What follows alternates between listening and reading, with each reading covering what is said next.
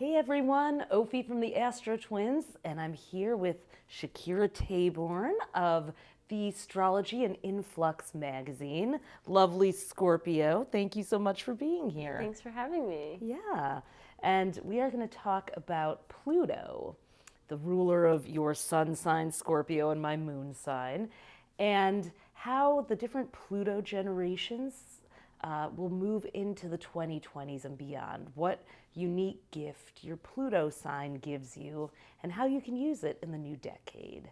So, but I love your story of how you got into astrology and all the creative things you do with your magazine. So I'm going to ask you a few things about that first. Make the Scorpio tell their, yeah, no, I'm just kidding. But so tell me, so when did you first start studying and learning astrology? So it's hard to say because I've always known I've been a Scorpio. It's kind of something I just always knew as like a child. You just know. Some reason, that yeah. Thing, yeah. My dad's a Scorpio too, so maybe he told me, I don't know. But I've always been obsessed with birthdays ever since I was really young. I always knew everyone's birthday, my family, and in my grade. But in middle school, I started to like research the signs and find out like which boys I would be most compatible with. Don't we all start with that? You know, whatever age. It's Exactly. always about the boys, It's always about the boys. or the girls, or whatever. Yeah, it's always about love and romance. But almost exactly 7 years ago, in December 2012, is when I saw my birth chart for the first time, and it just revolutionized my life. And I literally didn't sleep that night. I just stayed up on the internet Googling and reading and just knowing I had to like learn everything about this, everything I could. And yeah, I didn't sleep that night, and I've just kind of always been studying ever since then. As the Mayan calendar ended, an astrologer was born, December 2012. Yeah. The end of the world as you knew it. Now that is a big deal because when you go from a casual reader of sun sign horoscopes to your birth chart, it's like, it's a moment. Yeah, mind-blowing for sure. It really did feel like I was being witnessed by the universe. It was just, I'll never forget that feeling. I had the same when I was gifted my birth chart. I was like, how does this thing know me? This is too uncanny. I must know more, and I must know everyone's chart. So, Exactly. Yeah. So how did you kind of, I'm asking you this because there have been debates, I suppose, online among astrologers about how old you should be before you read charts and practice as an astrologer. Some feel you need years of experience to gain the life experience and wisdom, whereas others are like, well, I understand my peers and what they're going through, and this is a tool. So, this ties into my Pluto generation. I'm kind of in the middle, but we're going to talk about that. Like, do you have any thoughts on that? I do. Top? I mean, obviously, I'm pre-Saturn return. Mine starts in March. And yeah, I have Saturn at like 1 degree Aquarius, so I'm almost there. You're almost at the Saturn return. Yeah, and we'll see. I'm sure I'll be a much better astrologer after it. That's kind of just how life works. But I do believe that anyone maybe over the age of 16 can learn astrology and read charts, and there shouldn't really be an age barrier in that sense. I think that maybe a 30-year-old might not want to have like a personal chart reading from like a 17-year-old, but you never know. But you never know, and that's the thing. I think that people of all ages and all backgrounds can offer insight when it comes to astrology if they have the fundamentals. So I don't believe that there should be an age barrier in that sense. I do think it does tie into Pluto. So just to give a little context to people who are new to astrology or haven't done their charts, Pluto is, I think of it as a planet. I don't care what the astronomers say. They change their minds. They vote it on and off the island. Yeah. We look at Pluto as a planet in astrology, and it changes signs about every 12 to 24 years on average, sometimes longer, sometimes shorter.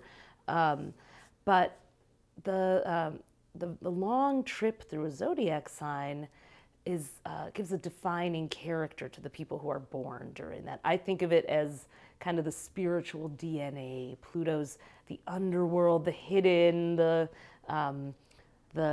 way your age group or generation will bring transformation to the planet. That's how I see it. So I'm curious how you see the role of Pluto. It's very similarly. I definitely look at it as like this collective soul yearning or soul urge.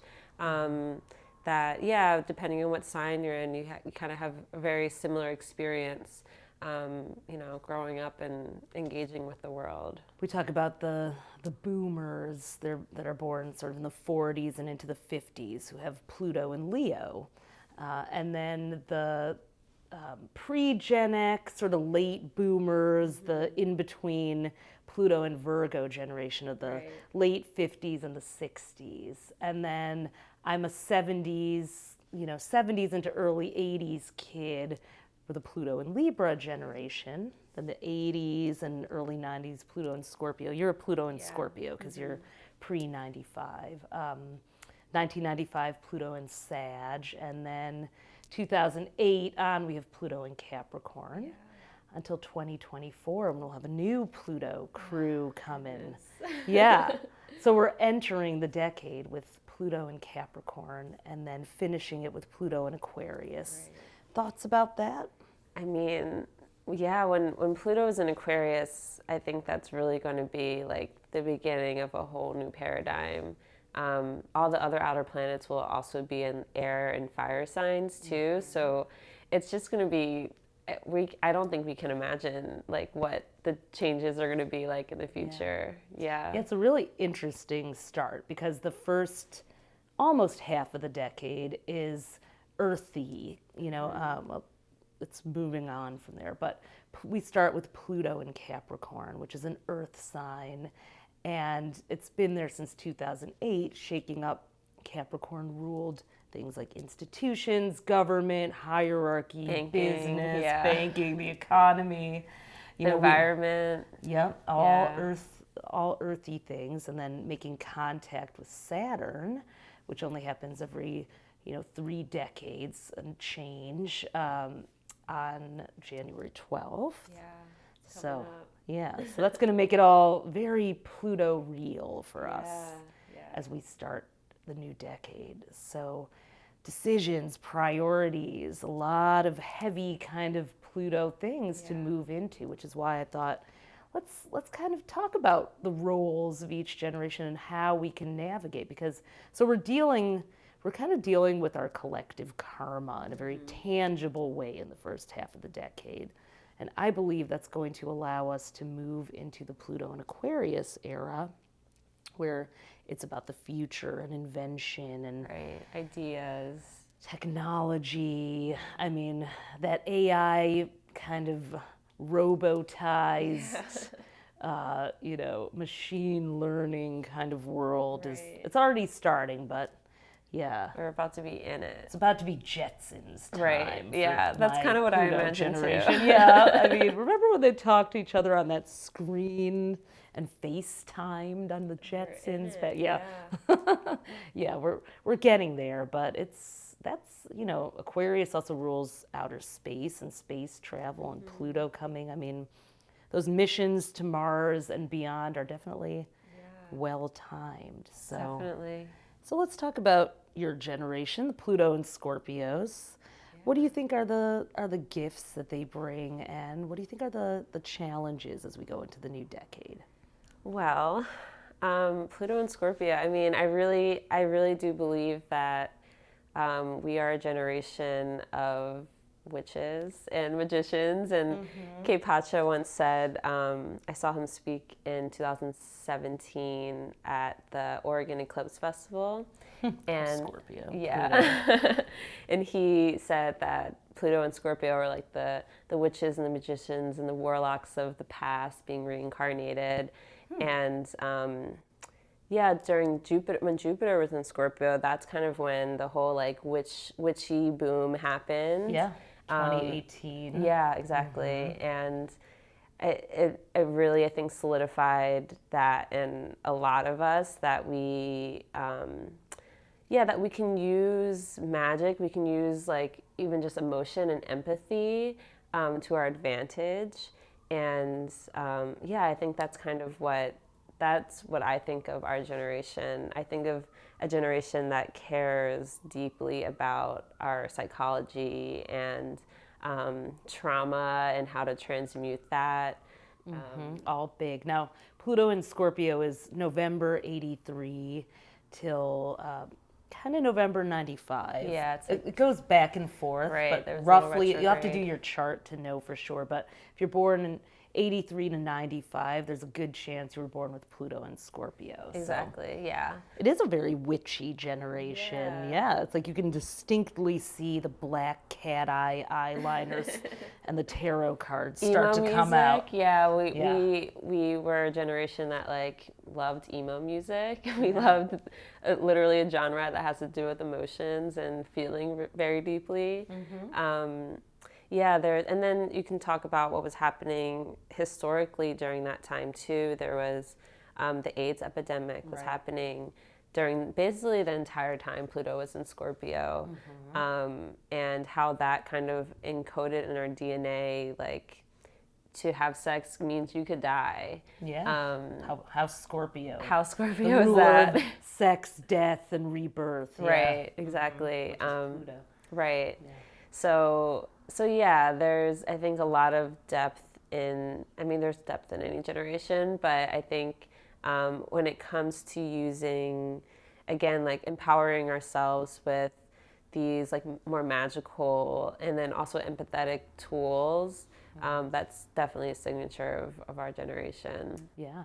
It's also a bit of a medicated generation too. Yeah. So as we move into this earthy and airy 2020s, which is going to be more practical, more head over heart, you know, Scorpio being a water sign and so empathic.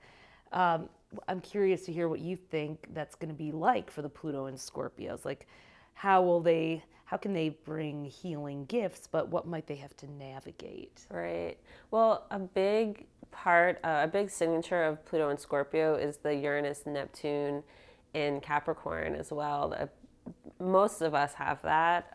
This is a generation that was born with this chunk of outer planets in Capricorn. Right. Uranus, Neptune, and some Saturn, which is really powerful. And so you're kind of these wise old souls. Yeah, I do believe that. And I think that with that, we obviously have a lot of challenges in terms of anxiety, and there's just this feeling of like, it's never going to be okay, or we are not standing on solid ground and having to navigate that, which has been true in just like growing up during financial crisis and the climate crisis.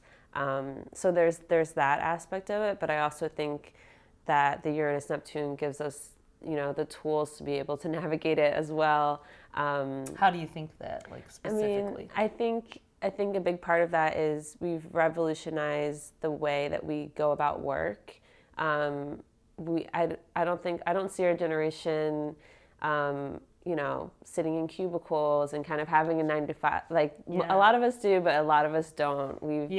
There's the gig economy now. Flexible workspace and the gig economy. So Uranus rules revolution and Capricorn rules the workplace. So really, as Saturn's been in Capricorn, and all these people are having their Saturn return, who are 29, 30 now, there's been I've noticed a real push to change the way we work and bust up the kind of the old paradigms. Right, yeah. I think, I think again, that Uranus-Neptune combo, it's like we can't be contained in a normal workspace. And so, it's been a huge push into figuring out more sustainable ways of living, especially in regards to work. Because we're too anxious to sit at a desk all day. And it's going to be interesting to see as we move into the 2020s and a possible recession or the end of Pluto and Capricorn being sort of a possible collapse or reinvention of our economic and financial systems. Right. Like, how will a generation that is sort of has all this empathy and anxiety and can't be tamed in the workplace, how will they deal with, those sorts of realities. So. That's the thing. I kind of feel like we feel that already on like a very visceral level, and we're a generation that graduated from high school being told that like it was going to be really hard for us. Yeah. And here's your college loan. Yeah, exactly. That will never pay off. Yeah. And so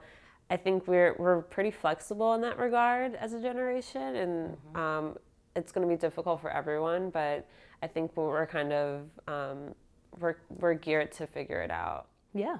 I think the Scorpio nature of the millennials, as well as those 2 to 3 Capricorn placements, kind of give you a hidden superpower. Like, I think, people, it's so funny to see people either like worship the millennials or have this disdain for them. And, I think this is going to be, as you go into your 30s too, your generation, it's going to be interesting to see what kind of secret superpowers you pull out. Like, this is witchcraft, baby. No. Maybe it's witchcraft, maybe it's Pluto and Scorpio. Right. We'll never tell, right? Well, that's another thing, is that we are the last generation that knew what life was like before the internet. And so there's, I think, another Scorpio word, like retention, that we really want to hold on to that. And yeah, I think once we're the oldest ones, like that's going to be kind of scary, because it's like we're the last ones that's going to remember like what it was like before you had to dial an area code before like calling someone, and just holding on to that old way of being, and how I think that's going to draw tension between us and future generations that are just like, this is how the way things are now. And we're like, no, but we have to hold on to some semblance of the old world. And that's kind of a heavy burden on our generation as well. Yeah, you have sort of an in-between role too. So yeah, I think with Pluto generations, it's always a torchbearer kind of thing. Like, wait, we struggled and suffered for this. Exactly. And now you don't appreciate it. You never call. You never write. It's like, don't you know what we went through for you? So exactly. I have a feeling every generation feels that way. So let's talk about the 95 to 2008 Pluto and Sag, who are now coming of age, the Gen Zers. So they have Pluto in Sagittarius, which is a fire sign, which is very active, which rules, publishing and the media. I mean, messages, like messaging, education. I mean, college is obsolete for some of them, not all. They're all, like on every possible device. Like, it's there. I'm, for one, like just super inspired by Gen Z, Pluto and Sag. They're very inspirational. I think what stands out with them is their ability to speak their minds and be heard. They kind of refuse to not be heard. They'll find a way for you to like listen to their message. I think what's really evident, what drew my attention to them was the Parkland shooting a couple years ago, and their response. Their response to that was just so inspiring, and really what like made me want to start this work on generations, because they like got in front of those microphones and were just like, you're going to hear what we have to say about this. Like, we don't want your thoughts and prayers. We want action. And it was very Sagittarius. And then and Austin Coppock, astrologer, he talks about this. He did a lecture on generations, how Sagittarius is the only sign whose symbol is a weapon. And it also has to do with education, right? So the modern day bow and arrow is a gun, and how this is a generation that has been, raised to be fearful of going to school because they could be shot dead. And school itself is ruled by Sagittarius, and Pluto is that shadow. So the gun violence. That's interesting. The weapon connection. I also think it's the Sagittarius is the arrows of the truth that are being aimed at the mark. So they are not going to be silent about Never, things like yeah. I feel like the gun violence started with the Pluto and Scorpio generation a lot, but it's really rampant. It's horrible, and I think that really emboldened that generation because they're still pretty young. Like none of them are past like 23, 24.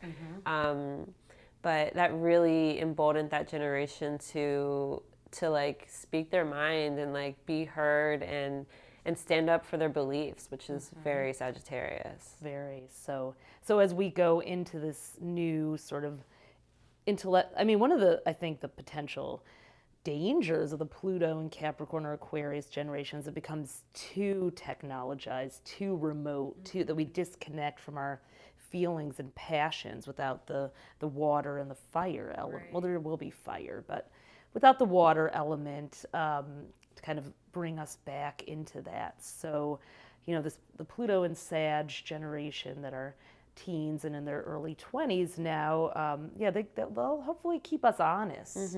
Yeah, definitely.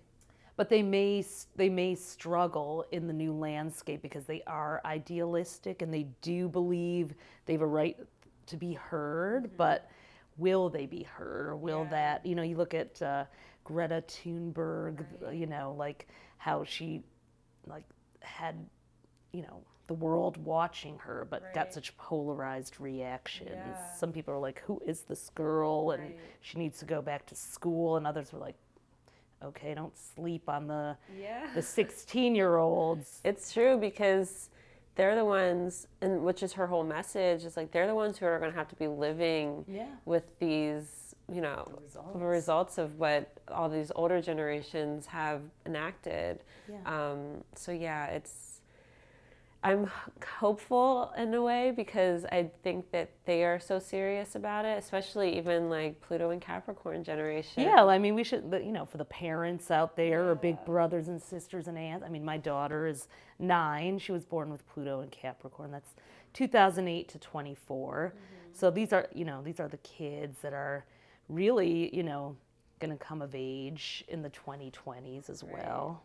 They are... Their childhood is in this backdrop, so... And that's the thing, like, when we're talking about Capricorn and how Capricorns kind of age backwards almost. Yeah. They are... I mean, all the kids I've met with Pluto and Capricorn are so serious. They're very wise and serious. And they care so deeply about the world, like the state of the world and climate change and the future. And I feel like they've kind of subconsciously taken on this burden of like, we need to do something about this. And that's been really stand out for me with the younger generation. Capricorn being the ruler of rules, the ruler of structures and processes. I'm noticing like in my daughter's school, like how serious they are about anti-bullying, for example. And they really take it on, the kids themselves. They're like, no, that's not the kind of, I've been reading about like calling out versus calling in a lot lately. And, they do call each other out, but they do it in this sort of wise, gentle, Capricorn-like reprimand. It's like, how old are you? They have a strong sense of right and wrong, but can also maybe be, And boundaries. Like they have a very strong sense of boundaries as well. It's so fascinating, like how you can just see these young people really taking that on. Yeah, but a lot of the structures and traditions that all the previous generations grew up with are no longer even there for them. So if you're the parent of someone born between 2008 and 2020, just listen to kind of what your kids are showing you and telling you. I mean, any parent should do that, but instead of trying to shape them into a mini me, these are definitely some wise old souls that came in for sure. Definitely, yeah. They've come in for a purpose. Yeah, as we all have. Right. So we'll see. They may be actually, Capricorn rules parenthood or the, sort of the paternal side of it. They may transform the way we parent and raise kids. And I mean, my daughter sure is. So work parenting balance is very hard for and I think they're well, we'll see what happens, but let's back up to the generations that have been around a little longer, like mine. Yes, can we talk about Pluto and Libra, because yes, I feel so strongly about the 70s, 1971 to 83, and about how fabulous your generation is, but never gets any credit for it. and we don't care because it's Libra. Yeah, you're like, it's well, okay. Thanks for saying that. I have to say, I love being a Gen Xer. We lucked out. We got the work ethic and the independence, but also we're right now in between the wizards and the witches, as Tali likes to say. Yeah. I think I like to call Pluto and Libra as the trendsetter generation, because I think there's just a level of like taste and trend setting that your generation has done. Yeah. And yeah, just during that time, the 70s and early 80s, just the state of the world was very different. There was a calm in between, like the 60s, the revolution of the 60s, and then like the 90s, and we had our sitcoms and our Brady Friends. Bunch, and I think well, we were of the age of Friends. Yeah. They're all Gen Xers for sure. The Pluto and Libra, so Libra's balance and relationships and harmony and diplomacy, and I think the gift that the Gen Xers I know have is to be able to kind of negotiate. Like, I'm even noticing it with STARSTRUCK. Like some of the older generations are even saying, well, you have to have these rules to be an astrologer, and the younger generations are like, no. And I'm like, I can see both sides. So maybe we can be a little wishy-washy and not always taking a stand, but I think the gift of fairness and the pluralistic view of the world, we're the 90s hip hop creators, and the diversity initiatives and inclusion, and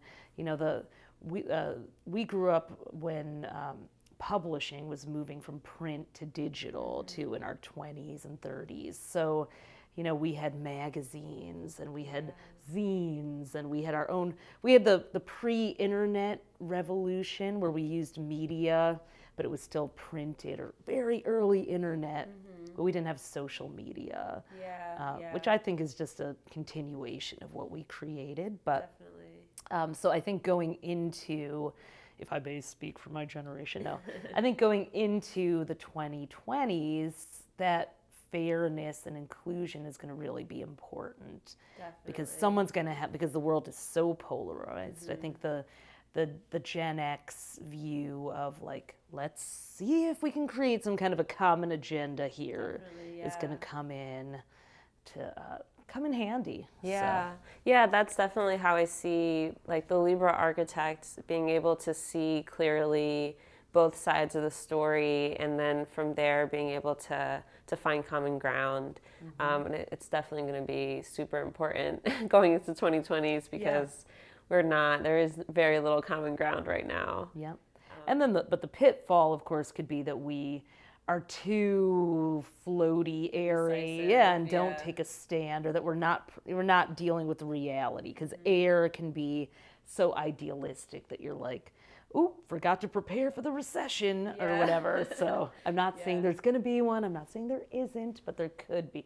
We may not like the harsh reality checks of the Capricorn year. So it's not always going to be pretty. And Gen Xers, who are now, in our 40s, mostly will not necessarily love that. Or maybe a time of reckoning, like, okay, having to start over in some ways at that time. And then also, I mean, the Capricorn stuff, squaring the Pluto, Pluto and Libra. Yeah. So it's been definitely a time of reckoning, and really having to like pivot and figure out what we're actually doing and how we're going to move forward. Yeah.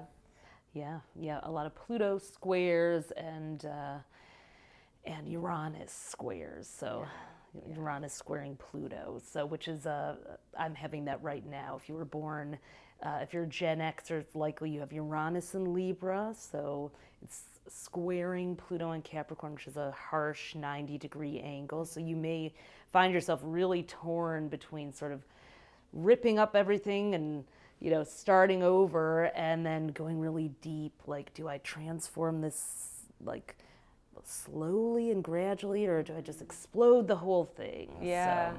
And that's also happening with the people with Uranus and Scorpio having the opposition right now with Uranus and Taurus. It's similar energy, like, what am I doing? And some millennials having their Uranus opposition, which is, by the way, that's a very important, there's a book called The Kundalini of Astrology. Have you read it? By Barbara Hand Clow? And it's about, I love her.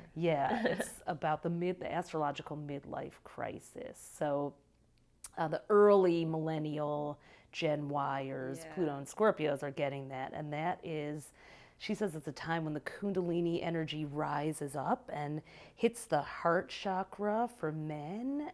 I mean, we want to be non-binary here, but this is what's in her book. And then the throat chakra for women. And it's often a time where a lot of women will get a thyroid kind of thing. I did. It's because it's like the energy is forcing us to open up that, the throat chakra. And for men, the heart chakra. So, but as I think the new generations redefine gender, which yours is really pivotal, yours and Gen Z, like, will that shift? Will that change? It'll be interesting to see how the Uranus opposition plays out. Definitely. Little side note, but an interesting one. Yeah, that's the thing that's so fascinating about looking at Pluto generations, because you get into the sub-generations with Uranus and Neptune and all the cycles that play out. That's why I do it. I love studying it. Very Scorpio. Like, the outer planets for our astrology newbies, by the way, as we said earlier, they move slowly. The Uranus every 7 to 8 years, Neptune around every 12. It's all give or take. Pluto even longer. And so because of their slow movements, Saturn every 3, we can chart cycles in society based on that. That's where astrology and history, I love that too. It's like, that's where astrology gets really real and believable to me. It's like, this is undeniable. Exactly. And it's just like, how did, like, the Berlin Wall was built when Saturn was in Capricorn, then 30 years later deconstructed when Saturn was in Capricorn, and now Saturn's in Capricorn again, and we have a president wanting to build a wall. And Capricorn rules walls and architecture. Like, you can't make this stuff up, You can't make people. it up. It's too real. We're just reporting the facts. We're not, So, and then, we could even get into the United States chart and the Pluto return that we're going through. As a country. Be talking about that with Sam Reynolds. Oh, good. We have a whole episode on that. He knows all the things about it. But getting back to the Pluto generations, Gen X, and I kind of have an issue with Gen X being named Gen X because it encompasses both Pluto in Virgo and Pluto in Libra. It does. And I wish that there was a separation there. I agree. Because they're such different generations. Yeah, we saw there's overlap because, we ate the same Wonder Bread sandwiches and watched the same TV shows and 3 channels. We have some commonalities, but the late 50s, I'll get the exact date from my phone, to about 71, was Pluto in Virgo, and very different energy than Pluto in Libra. These are some of the smartest people I know. Very precise. Yeah. And when I think of Pluto in Virgo, I think of like people in cubicles working. I think of they were the ones who were like the founders of the internet in terms of like coding and just all the detailed work. Virgo data, analytics, computers, communication. And then obviously during that time there was the 60s, the revolutions that were happening in the 60s, and Uranus was also in Virgo during a lot of that time too. So they're not fiery as in actually fiery, but they pack a punch, that generation. Yeah, they're the ones, like, if you see them at like an astrology conference, they're the ones that have like pencil and paper taking notes on every single thing that you say. These are the people that brought you the standardized tests and Yeah. bubbles. Well, I don't know. I don't know if they did, but I feel like I could probably blame them for that. Yeah, they definitely take a lot of joy in that type of stuff. Yeah, they might have enjoyed filling out those bubble forms. Yeah. I mean, I think it's definitely a different generation. There's another thing with like health and cleanliness too. With them, they had Chiron. A lot of them had Chiron and Pisces, like, opposite their Pluto, and a lot of macrobiotic cafes and health foods. Gut health is really big. Before the juice bar, there was the Pluto and Virgo health food store. Yeah. And they really revolutionized that in that way for all of us. And a lot of them are our parents, Pluto and Scorpio. A lot of our parents are Pluto and Virgo. Yeah, parents born in the 60s, late 50s. Yeah. And very diligent. Very diligent. Sorry, probably much better parents than Pluto and Libra. We're always working. You get the helicopter parents, though, and you get the people who are very, that is true. The anxious, medicating parents are definitely part of that. And how that influences, our generation, and how we also have this anxiety too. Right, Adderall the Adderall generation, brought to you by the Pluto and Virgo generation. Exactly. There's a symbiosis there. Yeah. Right. And I like to think about that too, like which generation raised a generation. Yeah, that's absolutely. And how that plays out, because it's definitely a thing. It's a thing. There's an astrologer, Wendy Stacy, does a lot of research around births and how a lot of people being born now and starting in the 90s, how there is way more scheduled C-sections, and what that means for our astrology, and how there's so many kids being born with 12th house suns because they're scheduled from like 9 a.m. to 11 a.m. Oh wow! When the sun, so your rising sun is based on when the sun is rising, basically, over the eastern horizon. So if you're born right before sunrise, you're going to have your sun in the 12th house. Yeah, right after sunrise, and then and then like not a lot of kids with like noon births, so like not a lot of kids with 10th house suns or 11th house or 9th house suns, because that's lunchtime and the doctors aren't doing C-sections during that time. We're not allowed have your lunch later. The world needs more 10th house suns. Those are the people who are going to be leaders. No wonder we don't have enough leadership in this world. Yeah, that's the thing. Or 5th house suns, where like it's at nighttime. It's at like 9 p.m. Yeah. And people are scheduling these C-sections during specific hours. So her work is really very fascinating in that. But how she was saying how it started with the Pluto and Virgo generation and wanting to be very,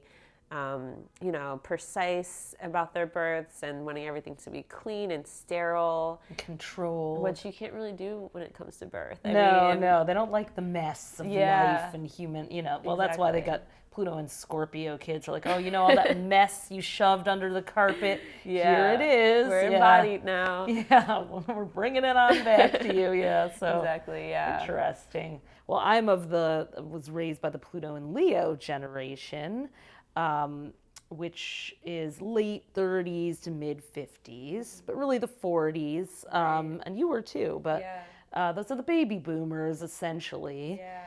And they brought us the rock stars, the Mick Jaggers and Keith Richards, and what was that that music festival they called Old Cella, jokingly. Yeah. I called it Badass Cella, really, but like Cher, okay? Right. Cher is Pluto and Leo. Michael Jackson. He's 59. He's Virgo. Okay, never mind. Hello, the oxygen tank, the bubble, Pluto and Virgo. You're right. But I mean, there's countless like rock stars. Madonna too, Pluto and Virgo, and her like rigid no TV schedules for her kids, and the adoption is very Virgo service oriented. But the Pluto and Leo generation, they have a lot of pride in what they do. Sometimes you know. Well, it's easy. I think it's easy for anyone younger to look at Pluto and Leo, the boomers, and say, "Okay, boomer." Like, yeah, that is what is up with that "okay, boomer" thing. It's just like, well, it's just like, you know, funny. and any younger generation is going to make fun of an older generation, but they definitely have this need for recognition. Yeah. And they feel like, in many cases, they have paved the way in a lot of ways. And they want their recognition. They want to be want to be noticed for it, and I understand that. And they're actually a lot of fun too. So I mean, fun. I got to say, my parents are way more fun than I am. You know, they know are so much fun. They know how to have a good time. And you know, before we go into that, I just want to get back quickly to what we think Pluto and Virgo people will bring to the 2020s, keeping us. My Capricorn rising is keeping us honest, but I think that's what they'll do in a nutshell is maintain the standards, quality control for the new generation. Quality I think control is a great way. Probably some of the medical innovations that are going to be needed as we move into this more technological time. Yeah, the systematizing of everything, like they're the ones that can keep us organized and, you know, keep the records intact and all of that. Yeah, exactly.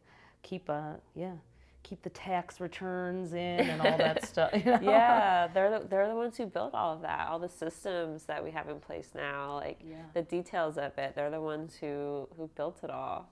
So when some of those systems do fall apart, Pluto and Virgo might be knocking to audit you. I don't know.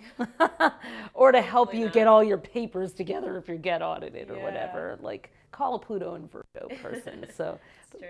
But let's talk about those okay boomer Pluto and Leo people. Like, you know, they were kind of the war babies and the, you know, you're so special, and they either lived through the war, their parents were as children, or their parents were survivors of the wars, and they, you know, so they were kind of miracle children, the new dream, the new hope. And so Leo is always the like shiny gold star child. My mother's a Leo, born in that Leo generation, and you know, but they almost have this child. I mean, Leo is childlike energy. So with Pluto being such the opposite of it, like if Pluto gives you your superpower, like Pluto almost makes that into like a secret weapon. So if your secret weapon is Leo energy, like the power of play, the power of joy, the power of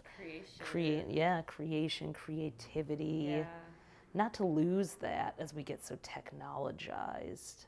Yeah, I think that they have this, I mean, I keep going back to like rock star mentality, but they have this like this spark of life and joy in them that and again, I think the recognition of that makes them really happy, because it's like and also the fact that they're, you know, pretty old at this point. They're getting pretty old. I mean, relatively speaking, I don't know, we may soon live to 200, but who knows? They're in their 70s, a lot of them are late 60s. And I think that maybe there's like a sensitivity there around that, because they are such a childlike group of people that, like, I mean, I don't think anything can really like dull their spark and their fire. But I think at this point they're grappling with that, like being the oldest generation out there for the most part, and then but also feeling in themselves that they have this like this spark and this creativity, and that they don't want to be seen as like the old. They don't want to be seen as like the okay boomers. No, they don't. They don't want to be old, and I don't blame them. Like, look, even as a 70s born, it's like, hey, now, you know, like, and I'm inspired by the Pluto and Leo generation, because to me they are redefining what age. You know, that age is just a number. Even if they are, some of them have dealt with health challenges. The way they are is very driven by that pride and life force energy and will to live. Even, I mean, if you even look at like the presidential candidates, and how like many of the frontrunners are Pluto and Leos, and they are, you know, they're pretty lively. Like, you look at Bernie Sanders, he did have a heart attack, but he's pretty lively. Same with Joe Biden. I think Elizabeth Warren also has Pluto and Leo. I think so. And Even the they're orange front guy line. in the Even office has a lot of Leo going on Yeah, there. So it's all, and even it's like the play fighting, the Twitter wars and everything. I mean, hey, they're on Twitter. I mean, my mom, I call her an Instagramma because she's on all the, they're trying to, they're the first generation that's had to adopt the technology at that age that most people just can be like, leave the Facebook alone. Like, they're staying youthful and young, and I respect that. So as they come into Pluto and Capricorn in the 2020s, which is legacy driven in a different way. Capricorn's about making history, and Leo is really about the pride of leaving a legacy. They're playful, but they're not super, well, I won't say that entirely, but they're, depends, but they're like, this matters. Yeah, for sure. Whether it's religious traditions or family ones or whatever. So I think, and then, being the parents of Pluto and Libra people, where we're like, well, we want to make up our own minds. I don't want to follow your religion, or I don't want to do things your way. Leo. Yeah. So they and I think that's where you get the tension with the Pluto and Scorpios, is that that square between Leo and Scorpio. But yeah, they're fixed, and they are very like solidified in a way of life still. So let's do a little recap on them, like in order now. So the Pluto and Leo, 40s, 50s, boomer generation, like what we need you for in the 2020s is to remind us not to abandon creativity, play, to really step away from the gadgets and engage with life. And that, everything is so disposable now, fast fashion-y, landfill, but even if something isn't going to last forever, the Pluto and Leo people remind us that it's still important to make a contribution that people feel, that makes people feel something. Like, love that. Yeah. They definitely are like a guiding light in that way. They remind us that the importance of that like, again, put down our phones and our gadgets and just be present and make things that make people feel. I love that. My uncle is, late 60s. He surfs every day. My parents are taking a trip all over the world next year. It's like, we're going to follow your lead and still engage with life no matter how bad the conditions of the world may be. So how about those Pluto and Virgos, the later 50s and the 60s? I think, again, with the health thing, I think that they're really they've shown us the importance of the mind, body, and spirit connection, and how we really need to be, we need to engage on all levels in order to be able to engage with life the way that like the Leos do. I think they're going to remind us to save our receipts, literally and figuratively. Like, great that you're having fun and going to festivals and you're 80, but hey, that was a tax write-off. But but also just like to put systems and some structures in place so that we can bring ease. I think the healthy side of Pluto and Virgo is not just systems for systems' sake, but systems that allow us, like you said, to simplify enough so that we can enjoy the lives we're living while we're here. The efficiency aspect of it. Like, do you really need that? And as an Earth sign ruled generation, that's they'll keep us honest and sustainable to have fun, but bring your own water. Bring please, no water bottles. The festival. I love that, definitely. Yeah. How about Pluto and Libra? That's our 1970s.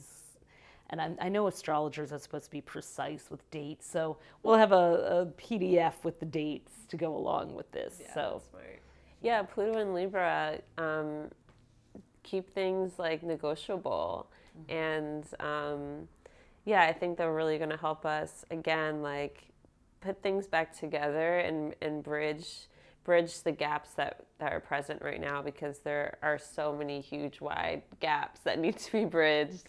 And I think Pluto and Libra is really going to be they're going to be the ones that help bring us back together for sure. You're the diplomats, the mediators, the bridge builders, hey, let's sit down and try to hear each other out instead of tearing each other apart. That's really going to be 2020 election year, historic year, in the U.S. and just we're needed.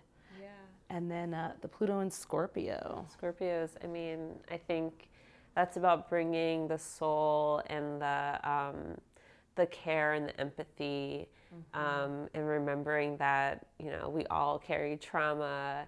We all have these wounds, these collective wounds even, that need to be addressed, and we need to take care of each other in that way. Yeah, that healer feeler role. You're going to remind us not to ignore the shadows. Just because you ignore those shadows, like, people will roll their eyes. Oh, your trauma. Oh, your anxiety. Well, that stuff is real. The Scorpio rules psychology. So care of the soul, care of the psyche, care of our mental, psychological, spiritual health, and to believe in magic too, because the 2020s are going to be very harsh reality based with all the earth and air.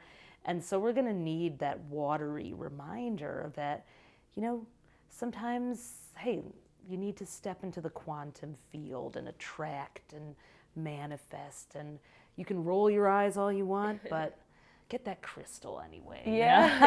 Exactly.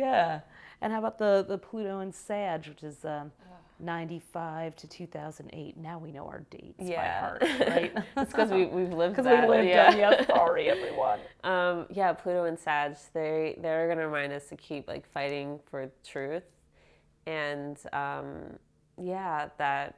that we have to speak up, and we have to speak out, and we have to keep fighting, and kind of pointing our arrow towards what we really want and desire, and going after that. I think they're also going to revolutionize the way we learn, and global relations, the spread of information and how it's consumed as well. So I don't know if my kid is going to go to college. My Pluto and Sag stepdaughter is in college now, but what will she do with it? How will that all play out? So how we learn, what we learn, why we learn, and a reminder to get out of our own boxes and connect across. They'll work probably hand in hand with the Pluto and Libra Gen Xers on that. I love that. For sure. And then those little wee Pluto and Capricorn kitties coming in. I think they're gonna keep us accountable. I was thinking integrity is their watchword, right? They're not gonna let us forget that there's we have a climate crisis. There's corruption everywhere. They're not gonna let us live that down, and they'll keep us. They'll make sure we stay with the integrity of all that, and that we do it for them, because we have to make a better world for them. It's kind of funny because usually you think of the youngest kids being, or the youngest people on the planet being the idealists, but I really see, especially after we've gone through this, how much of an influence Pluto has on that, because I don't actually think that generation is going to be idealistic at all. I think they're going to be more harsh realists, maybe snapping some of us out of our bubbles, and definitely, so start saving those allowance dollars, Pluto and Capricorn. So this is so interesting. What a great talk. Is there anything that you want people to know about your work, or where they can find it? Of course, that'll be with the video, but is there any message to impart? Well, I guess by the time this releases, our NFLUX website will be launched. So Awesome. NFLUX Mag is our magazine that focuses on astrology and culture. We center people of color and queer folk And basically, we're relaunching our website to have all the information that is usually in the print magazine online for everyone to see. So go check it out. It's influxmag.com. We'll have the link here, Yeah. so in her bio, yeah. And then just my website, Thestrology.com. I'm on Twitter and Instagram and Twitter mostly. I love your tweets. They're always like well written and engaging thank and you. thought provoking, getting the conversation started. I love the community on Twitter because you can just like ask anything and people will respond, and I just love that. I think it's a perfect place for someone with Pluto and Scorpio too to just really go into the depth. Getting people's opinions on things. And Right, like researching, going behind the scenes. Yeah. Not having to be fully out, but being able to say anything. Right. Yeah. Going deep. So, well, thank you so Thank much. you. It's been And great. wishing you a transformational 2020 with Pluto on your side. Yes. Bye. Bye.